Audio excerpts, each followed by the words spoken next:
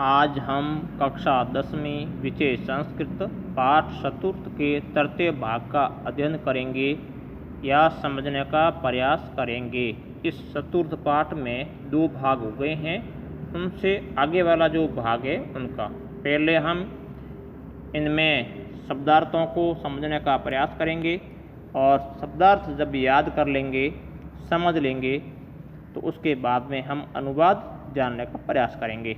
और अगर हम अनुवाद कर लेते हैं तो पूरा पाठ हम समझ लेते हैं और उस नाट्यांश में आए हुए शब्दार्थ। व्यापदेश अर्थात कुल, आत्मगत्या अपनी इच्छा से, आत्मगतम मन ही मन में, विषय स्थान, भणती कहती है, जननी का अर्थ है माता, प्रसूता इनका अर्थ है उत्पन्न हुई है, अपवार्य अर्थात हटाकर, आशा जननम आशा बांधने वाला, किम आख्यस्य किस नाम की को, धर्मदार परित्यागिनी धर्म पत्नी को त्यागने वाले का, शिशु बालक के, शंकुतलावण्यम पक्षी की सुंदरता, प्रेक्षव देखो, सदृष्टिपेक्षम इधर उधर देखकर, वंचित इनका अर्थ है ठगा गया, मातु आख्या माता का नाम, रोचते अच्छा लगता है। शब्दार्थ याद करने के बाद में, लिखने के बाद में हम पाठ का अनुवाद समझने का प्रयास करेंगे। जब राजा आश्रम में बैठे हुए हैं और उन बालक को सिंह के शिशु के साथ में खेलते हुए देखते हैं और देखने के बाद में जब बालक की वीरता को देखकर राजा के मन में कई प्रकार के विचार आते हैं, विचार आने के बाद में जो विचार आते हैं उन विचारों में कुछ विचार प्रकट करते हैं या पास में जो तपस्विनी हैं उन तपस्विनी से उस बालक का परिचय करने का प्रयास करते हैं कि जब उनके हाव भाव देख करके, बालक को देख करके, उनकी वीरता को देख करके उस राजा के मन में यह विचार आते हैं, संभवतः विचार आते हैं कि यह बालक है कोई ऋषियों का बालक नहीं है, यह कोई राजकुमार है, राजा का पुत्र है। क्यों? कारण यह है कि अगर कोई ऋषि कुमार होता, ऋषियों का बालक होता, तो यह वेदों का अध्ययन करता या ज्ञान की चर्चा करता या कोई कथाओं की कथा कहता, लेकिन यह बालक है जो सिंह के शिशु के साथ में खेलता है, अर्थात यह बालक कोई शूरवीर है या कोई राजा का पुत्र है, राजकुमार है। ऐसा विचार आने के बाद में राजा मन विचार करने के बाद में अपने विचार प्रकट करते हैं, प्रकाशम करते खुले में, न पुनः आत्मगत्या मनुष्याणाम एष विषय, अर्थात न पुनः आत्मगत्या, अर्थात अगर राजपुत्र है, राजा का पुत्र है, तो यह पुनः न आत्मगत्या, यहाँ वन में क्षत्रिय अपने इच्छा से तो नहीं आता है, तो यहाँ पर यह क्षत्रिय का पुत्र या यह बालक यहाँ पर कैसे आ गया और इनका पूर्ववंश कैसे हो गया, ऐसा राजा मन में विचार करते हैं। और उनके बाद में वह अपने मन की बात उस तपस्विनी के सामने प्रकट भी करते हैं। तब तपस्विनी कहती है, यथा भद्रमुखः भणति अप्सरः संबंधेन अस्य जननी अत्र देवगुरुः तपोवने प्रसूता, अर्थात यथा यानी जैसे, भद्रमुख सजन, भणति यानी कहते हैं, अर्थात जैसा आप सजन पुरुष कहते हैं वो सत्य ही है। अप्सरा संबंधेन अस्य जननी अत्र देवगुरु तपोवने, अर्थात अप्सरा के संबंध से इसकी माँ ने इसे देवगुरु मरीच के आश्रम में जन्म दिया, पुस्तक अर्थ जन्म दिया। यह बात तपस्विनी राजा से कहती है और राजा यह बात सुन कर के मन में विचार करते हैं और आगे प्रश्न पूछने का प्रयास करते हैं। उस बालक के विषय में राजा उस तपस्विनी से प्रश्न के माध्यम से उस बालक का परिचय लेते हैं।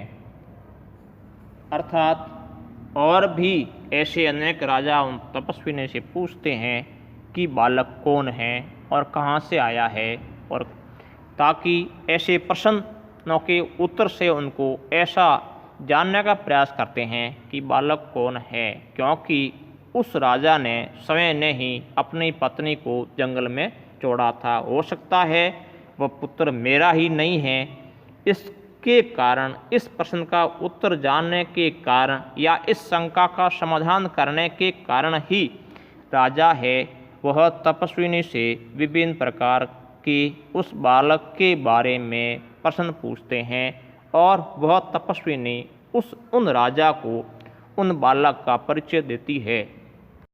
जब तपस्विनी यह बात राजा से कहती है तो राजा के मन में और विचार आते हैं और कहते हैं अपवार्य खुले में या हटा करके। जब वह तपस्विनी यह बात कहती है कि यह कहती है कि इसकी माँ ने इच्छे देव गुरु मारीच के आश्रम में इस बालक को जन्म दिया है। जब यह बात तपस्विनी राजा से कहती है तो राजा के मन में और विचार आता है और वह कहते हैं हंत द्वितीय इदम आशा जननम, अर्थात आश्चर्य है, हंत का अर्थ है आश्चर्य है कि यह दूसरी आशा बांधने वाला है।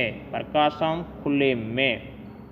आगे और पूछते हैं खुले में अथ सा तत्र भवती के माक्यस्य राज ऋषि पत्नी। अब ये बात कहती है तो राजा उनसे आगे बढ़ने का प्रयास करते हैं वार्तालाप के माध्यम से। कहते हैं कि अगर इनकी माता को किसी ने यहाँ जंगल में आश्रम में ला करके छोड़ा है तो वह इनकी माता है, वह माता किस राजा की पत्नी है, अर्थात किस राजा की धर्म पत्नी है। यह बात भी राजा उस तपस्विनी से पूछता है और उन औरत का परिचय करने का प्रयास करते हैं। आगे तपस्विनी राजा से बातचीत करती है, वह वार्तालाप कहती है कह तस्य धर्मदार परित्यागिनः ना संकीर्तुम चिंतयति। कह यानी को तस्य उनका धर्मदार धर्म पत्नी का त्यागने वाले का नाम संकीर्तम चिंतति सोचेगा, अर्थात धर्म पत्नी का परित्याग करने वाले उसका नाम बोलने की बात कौन सोचेगा। ऐसी तपस्विनी उस राजा से कहती है कि उनका नाम कौन लेता है। अब राजा स्वागतम मन ही मन में इयं खलु कथा माम एव लक्ष्य करोति। अपने मन ही मन में राजा विचार करते हैं इयं यह, खलु यानी निश्चय ही, कथा यानी कथा, माम इव मेरे को ही, लक्ष्य करोति हैं, अर्थात यह कहानी तो मेरी ओर ही संकेत कर रही है।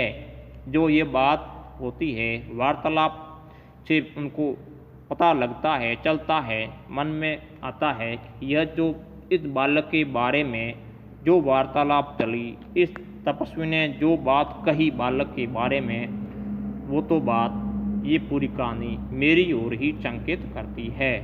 राजा मन में विचार करते हैं कि यत् तावत अस्य शिशुः मातरम नामतः पृच्छामि।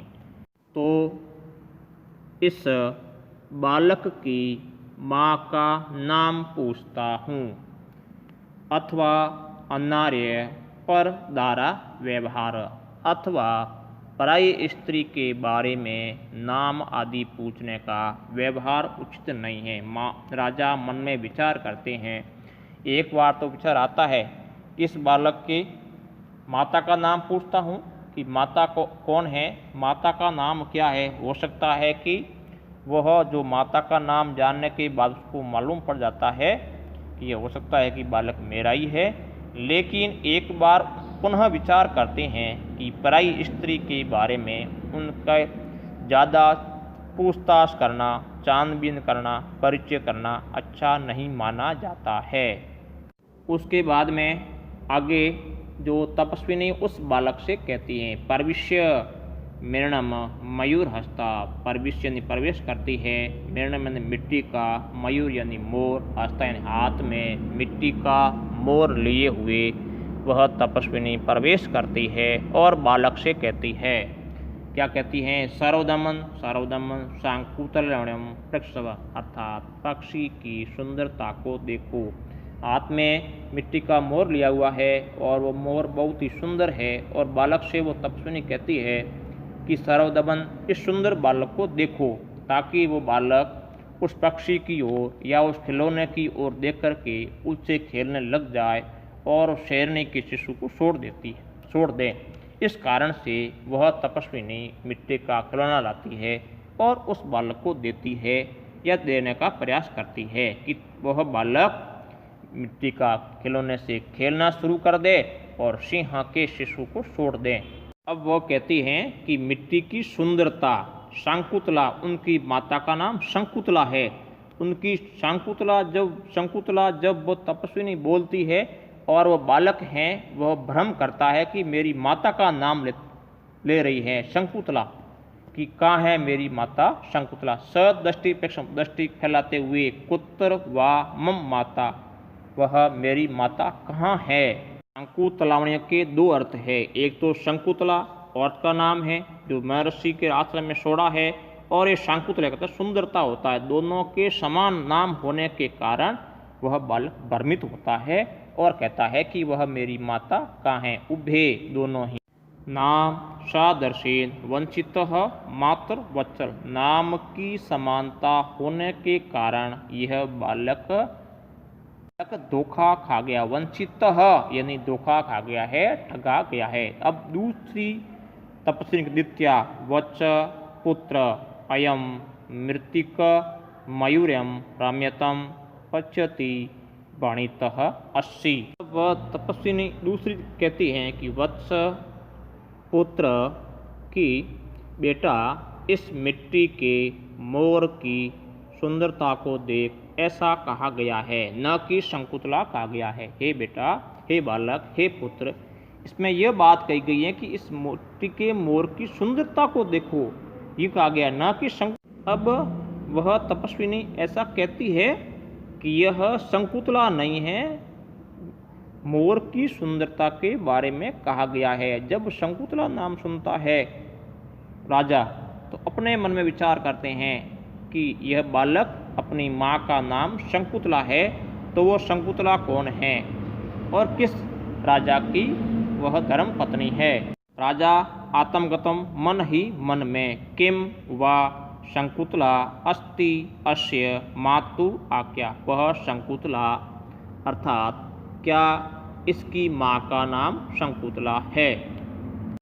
तो पुनः नाम दे सादर्शानि, तो फिर नाम की समानता तो बहुत ही मिलती है। मेरी पत्नी का नाम भी शंकुतला है और बालक की माता का नाम भी शंकुतला है, नाम तो दोनों समान है। बालः मातः रोचते मे एस भद्र मयूर, माता या माँ, यह सुंदर मोर मुझे अच्छा लगता है, ऐसा बालक उनसे कहता है जब वह एक मिट्टी का मोर ला करके बालक के सामने दिखाती है। अब इसी नाट्यांश में व्याकरणिक बिंदु कौन कौन से हैं, संधि कौन सी है, समास, उपसर्ग, प्रत्यय। संधि में है चेत मुनि कुमार, चेत धन मुनि कुमार, यहाँ पर हल संधि है, व्यंजन है, त का न बना है। कस्य कह धन अस्य, यहाँ पे सत्व संधि है। पुनः आत्मगत्य, पुनः धन आत्मगत्या, यहाँ पर विसर्ग का र बना है, विसर्गुत्व संधि है। मनुष्याणाम एष, मनुष्याणाम धन एष, यहाँ पर अनुस्वार संधि है। जनयत्र, जननी धन अत्र, यहाँ पर यण संधि है। देव गुरु तपोवन, देव गुरु धन तपोवने, यहाँ पर विसर्ग का र बना है, च बना है, सत्व संधि है। कह तस्य, कह धन तस्य, यहाँ पर विसर्ग सत्व संधि है। उसके बाद में भी है शब्द है अगला मामेव, माम धन एव, यहाँ पर अनुस्वार संधि है। शिशु मात्र, शिशुहु धन मातरम, यहाँ पर विसर्ग का र बना है, इस कारण संधि है रुत्तव। पुनः नामधेयम, पुनः धन नाम धे, यहाँ विसर्ग का र बना तो संधि विसर्ग रुत्तव। संबोधनास्य, संबोधन धन अस्य, यहाँ पर दीर्घ संधि है। अ या आ के बाद में आ या अ आता है तो आ बनता है, अ या आ के बाद में ई के बाद में ई या तो ई बनता है, अर्थात दीर्घ यानी बड़ा बनना। अब है इन नाट्यांश में सामासिक पद कौन से हैं। देव गुरु, इनका समास है देवानाम गुरु, यहाँ पर तत्पुरुष समास है। तत्पुरुष समास की विशेषता यह होती है कि दोनों पदों को अलग करने पर उनके मध्य में कारक विभक्ति आती है। अब है धातु रूप तिष्ठति, इसमें स्था मूल धातु है, लट लकार है, प्रथम पुरुष है और एक वचन है। पृच्छामि, इसमें प्रश्न धातु है, लट लकार है, उत्तम पुरुष है, एक वचन है। अस्सी, इसमें अस धातु है, लट लकार है, मध्यम पुरुष है, एक वचन है। उसके बाद में है क्रोति, कर धातु है, लट लकार है, प्रथम पुरुष और एक वचन है। पर दाता करुत था, करोति यहाँ पे मिसप्रिंट है, सपा नहीं, करोति होता है इसमें। इस नाट्यांश का, इस नाट्य में संधि आ गई, समास आ गया, धातु रूप आ गए तो आगे हैं शब्द रूप। वने, वने में शब्द रूप, वन शब्द हैं, सप्तमी विभक्ति है और एक वचन है। मम, अस्मद शब्द है, षष्ठी विभक्ति है, एक वचन है। अश्य, इनका मूल शब्द इदम है, पुल्लिंग है, प्रथमा विभक्ति है और एक वचन है। इस नाट्यांश में कौन कौन से बोध प्रश्न हैं, जो इन प्रश्नों का उत्तर आप इसी नाट्यांश में हैं। प्रश्न क्रमांक 1 है अश्य जननी अत्र कुत्र प्रसूता। प्रश्न क्रमांक 2 है कीदृश परद्वारा व्यवहारः। प्रश्न क्रमांक 3 है संबंधेन अस्य संधि विच्छेदम कृत्वा नामापि लिखत, अर्थात संबोधन अस्य का संधि विच्छेद करके आपको संधि के नाम भी लिखना है, किस संधि का शब्द है। आगे हैं गृह कार्य के प्रश्न। प्रश्न क्रमांक है केन वंचितः। प्रश्न क्रमांक 2 है शंकुतला कुत्र प्रसूतवती। प्रश्न क्रमांक 3 है मातु आख्या संधि विच्छेदम कृत्वा नामापि लिखत। अर्थात जो ये बोध प्रश्न हैं, गृह कार्य के प्रश्न हैं, इन प्रश्नों के उत्तर भी इसी नाट्यांश में दिए हैं और वे सभी प्रश्न कॉपी में आपको करने हैं, सुंदर लेख में लिखने हैं। कॉपी बाद में जांच की जाएगी। धन्यवाद। अगला जो है वो कल करने का प्रयास करेंगे।